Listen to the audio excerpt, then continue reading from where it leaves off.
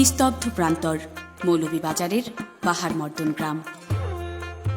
এখানেই জলমগ্ন হাওরের বুকে ভোরের কুয়াশা আর গাংচিলের ডানায় লুটিয়ে পড়া আলোয় বেড়ে উঠেছিল এক শিশু, মোহাম্মদ সাইফুর রহমান, যিনি পরে হয়ে ওঠেন বাংলাদেশের অর্থনৈতিক সংস্কার, পরিকল্পনা ও নেতৃত্বের এক অনন্য উদাহরণ।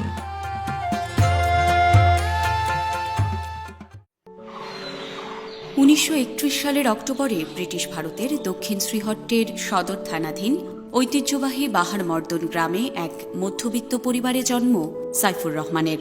পিতা আব্দুল বাসির ছিলেন শিক্ষক। মা তালেবুন্নেসার প্রেরণায় সাইফুর রহমান ছোটবেলা থেকেই উচ্চশিক্ষার প্রতি আগ্রহী হয়ে ওঠেন।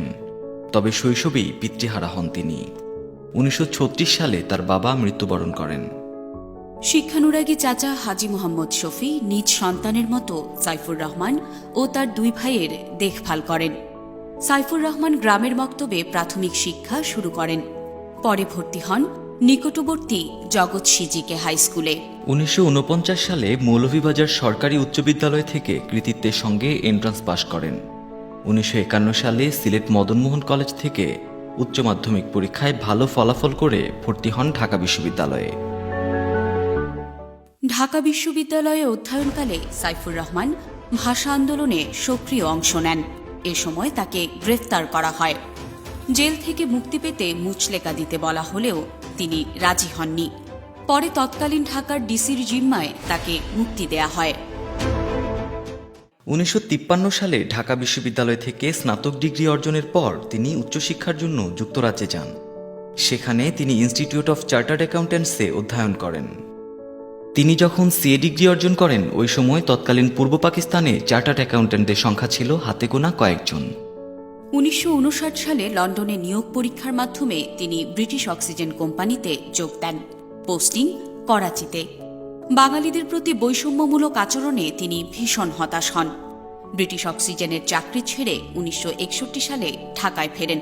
দুই সহকর্মীকে নিয়ে গড়ে তোলেন অডিট ফার্ম রহমান হক RRH। প্রতিষ্ঠানটি অল্প সময়ের মধ্যেই পাকিস্তানের বৃহত্তম অডিট ফার্ম হিসেবে খ্যাতি অর্জন করে। 1969 সালে পাকিস্তানের জাতীয় বেতন কমিশনে বেসরকারি খাতের একমাত্র সদস্য মনোনীত হন সাইফুর রহমান। স্বাধীনতার পর শেখ মুজিবুর রহমানের নেতৃত্বাধীন সরকারের অধীনে 1972 সালে গঠিত জাতীয় বেতন কমিশনের সদস্য হিসেবেও দায়িত্ব পালন করেন তিনি। সেই কমিশনে সেনাবাহিনীর প্রতিনিধি ছিলেন মেজর জেনারেল জিয়াউর রহমান। এই সময় তাদের মধ্যে গভীর সম্পর্ক গড়ে ওঠে।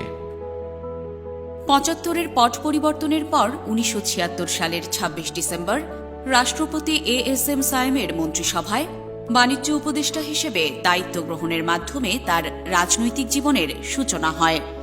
তিনি জিয়াউর রহমানের নেতৃত্বে গঠিত জাতীয়তাবাদী গণতান্ত্রিক দলের অন্যতম প্রতিষ্ঠাতা সদস্য ছিলেন। পরবর্তীকালে এই দলটি বাংলাদেশ জাতীয়তাবাদী দল নামে পরিচিতি লাভ করে। 1979 সালে তিনি মৌলভীবাজার থেকে সংসদ সদস্য নির্বাচিত হন। জিয়াউর রহমানের মন্ত্রিসভায় অর্থমন্ত্রীর দায়িত্ব গ্রহণ করেন তিনি। তার দক্ষ নেতৃত্বে দেশের অর্থনীতিতে পরিবর্তনের হাওয়া বইতে শুরু করে।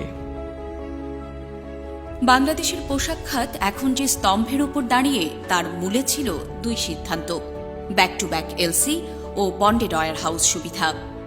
এই সময়েই তিনি মুক্তবাজার অর্থনীতি ও দেশের বেসরকারি খাতকে শক্তিশালী করার লক্ষ্যে গুরুত্বপূর্ণ পদক্ষেপ নেন। বলা যায়, তার হাত ধরেই দেশে মুক্তবাজার অর্থনীতির সূচনা ও দেশের বেসরকারি খাতের পুনরুজ্জীবন ঘটে। সাইফুর রহমান সাহেব ছিলেন একজন অনন্য ব্যক্তিত্ব।